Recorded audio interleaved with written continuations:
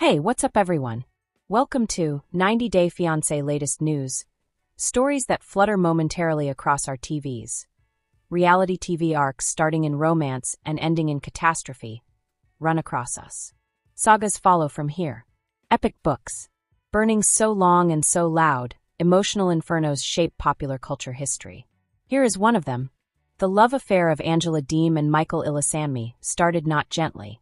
From the time they originally surfaced on 90 Day Fiancé, they burst into the collective consciousness like a supernova, brash, strange, and impossible to ignore. From Littletown, Georgia, she was a boisterous, chain-smoking grandma. From Nigeria, a soft-spoken younger man looked more shocked than enticed by the hurricane that tore over his life. Many others saw their relationship as a show. To others, a lesson to be learned. To those who looked closely, that is, those who saw past the memes and meltdowns, it was far darker. Every screaming match, every smashed phone, every teary-eyed confession was accompanied by a great imbalance. A slow decline in the dignity of one individual, and the unrelenting yearning for control of one woman. And now that long-suffering story has concluded, not with healing, not with grace, but with a courtroom, a guilty verdict, and a last terrible stillness. 2 days ago, the formal end of Angela and Michael's story arrived in a courtroom buried beneath Hazelhurst, Georgia's peaceful woods. The divorce was at last settled. The ink set, and Michael Ilesanmi was found guilty of abandonment, fraud, and claimed manipulation rather than of abuse or of infidelity. A story molded, refined, and transmitted by the one lady constantly adjusting the camera angles. Deem Angela. But when guilt is developed from fear, what does it really mean? And what results when the truth of a guy gets buried behind the strongest voice in the room? Like these things so often do, it started with hope. Michael first began sending messages to Angela on social media while in his 20s. She was 2 decades older, already a grandmother, sharp, flirty, and emotionally unpredictable. Their first internet conversations were clumsy, dotted with emojis and poor grammar, but they soon turned into vows of love and pledges of eternity. To Angela, Michael was a fantasy, a youthful, compliant man who loved her unquestioningly, a devoted friend who would never cheat, never question, never go. To Michael, Angela presented a possibility, a road towards the United States, a means out of financial struggle. More than that, though, she paid attentively. Loving, the kind that, dressed in Western glitz, may entice even the most cautious heart. Their relationship was based on conflict from first. She was seeking authority. He yearned harmony. She yearned for great dedication, loud. He preferred quiet survival. The pattern started thus as well. Angela screamed. Michael nodded in agreement. Angela questioning. Michael apologizing. Angela flying off. Michael was running after her, begging for pardon for things he hadn't done. The earth laughed. Producers bent in to pay attention. Viewers turned Angela into a meme, a charming tyrant whose outbursts became viral sound bites. But none really paid Michael any attention, because Michael never yelled. Plus or minus, Angela frequently claimed to be the victim in the early seasons of their tenure on 90 Day Fiancé. She was the one making investments, crossing seas, overcoming bureaucratic red tape and cultural misinterpretation. Though in her view it was pure, her love was loud and chaotic. Genuine, obedient. But what spectators saw was quite different. They watched her chastise Michael for Instagram-following ladies. They witnessed her accuse him of cheating after he spoke with his own family. They saw her demand that he report to her like an employee running in for duty, delete his social media, and cut off his friends. Ever the peacekeeper, Michael followed through. He would swallow his pride, nod along, say, "I'm sorry, baby," and hope tomorrow would be better. But tomorrow never turned out as it should. Every point of contention grew more intense. Every promise of calm burst forth in fresh explosions.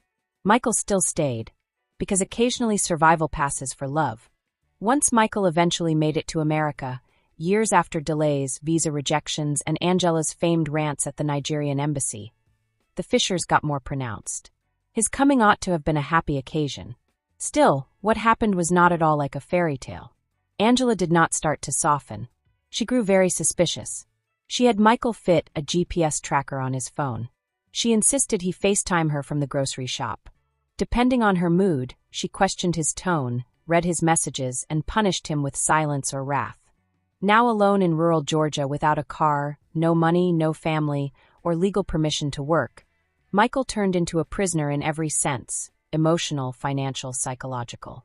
The strain was evident to neighbors.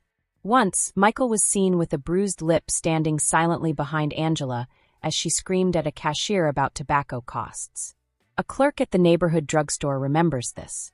Production friends murmured that Michael had ceased grinning off-screen. He appeared to be more tense, more careful. In America, he was not flourishing. He was making survival in it. Additionally, Angela? She used that authority like a blade. Few were shocked when word of Michael's disappearance started to spread. February saw Angela publish a teary-eyed video alleging Michael had disappeared from her house without explanation. Crying into the camera, she called him a con artist. One who lies. Coward. The video was popular right away. One could feel sympathy flooding in. Poor Angela. Some of the supporters wrote, he merely used her for a green card. Behind the scenes, though, the reality was considerably more horrific. Michael had not gone missing. He had flown away. Claiming emotional abuse and worry for his safety, he had visited the police. He told cops he felt imprisoned. Angela managed everything, including his phone, his money, even his freedom to leave the house. He knew he couldn't live with her, but he wasn't sure how he would live without her.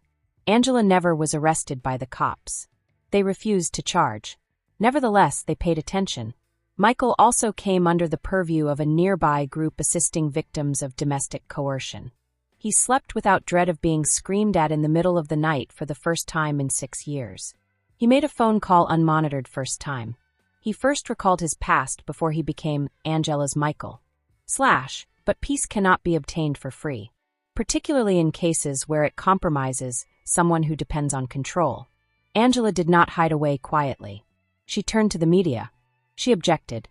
She wrote letters requesting a cease and desist. She then declared her intention to divorce. Still, not each divorce is like this.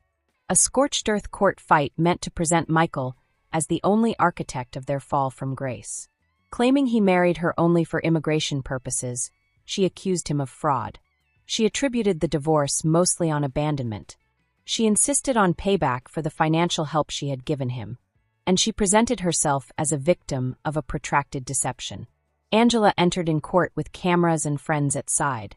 She donned white, partly warrior, part widow. Her account was explosive, full of tears and moral anger. Michael just had a basic blue suit. He said softly. He gave no drama. Not allegations. Just calm the heartbreak. I tried, he answered the judge. I aimed to be a decent husband. Still, I was afraid all the time. His words hardly resonated before Angela's voice thundered over them once more. Ultimately, the court decided in her favor. Not because she was honest, but rather because she was ready. She possessed papers, observation, a chronology built to suit her perspective of events. And Michael was left defenseless in the lack of hard data negating her assertions. He was found guilty, in the moral architecture of a courtroom meant to evaluate looks rather than in the criminal sense. He had used her, guilty as such. Feeling abandonment. Not able to speak his narrative as loudly as she did hers. The immediate fallout was declared herself free and lit a cigarette. Angela went live on Instagram. I at last found my calm, she stated. He was never really genuine. All he was in my life was a lie. Clapping emojis and compliments poured into the comments from supporters. While some questioned her behavior, most embraced the story. Angela was loud. And Michael vanished. Once he vanished, tired rather than because he was guilty. His visa situation was dubious now. His legal alternatives are few. His tarnished public image. And the woman who used to call him her king has now buried him under a pile of accusations. There was no gathering for reunion. Not healing. Without dignity. Just quiet. Many of former friends mumbled their dissatisfaction behind closed doors. Angela's actions were likened by one to psychological warfare. Still another claimed, Michael never was her partner. She had him under her control. Speaking off the record, producers acknowledged they were involved in collusion. We changed around the worst of it, one added. We couldn't air some of the moments. Scenes in which Michael appeared truly terrified. Angela, though, was TV gold and nobody wanted to lose that. The true tragedy, though, is in what was neglected rather than what was shown. Once Michael dreamed of learning to be a father, about starting a company, of strolling freely in a city that did not yell at him. But 6 years of televised suffering broke those ambitions under their weight. Angela? She is still a brilliant actress. The villain? A viral icon who has perfected the craft of weaponizing pity. Since in the realm of reality TV, the loudest narrative rules. Now, the dust starts to settle as summer blankets Georgia. The marriage is no longer intact. The court has said. The supporters have decided on sides. One fact, however, is unquestionably true. Never a love story this was not.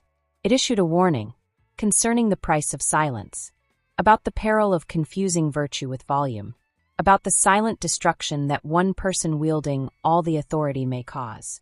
Michael Ilisanmi might never earn his rightful compensation, but he merits remembrance, not as a villain, not as a con artist, not as Angela's shadow, but as a man attempting to love under captivity, and at last discovered the will to run, even if none of them followed.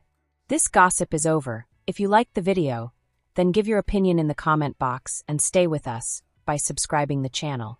Thank you.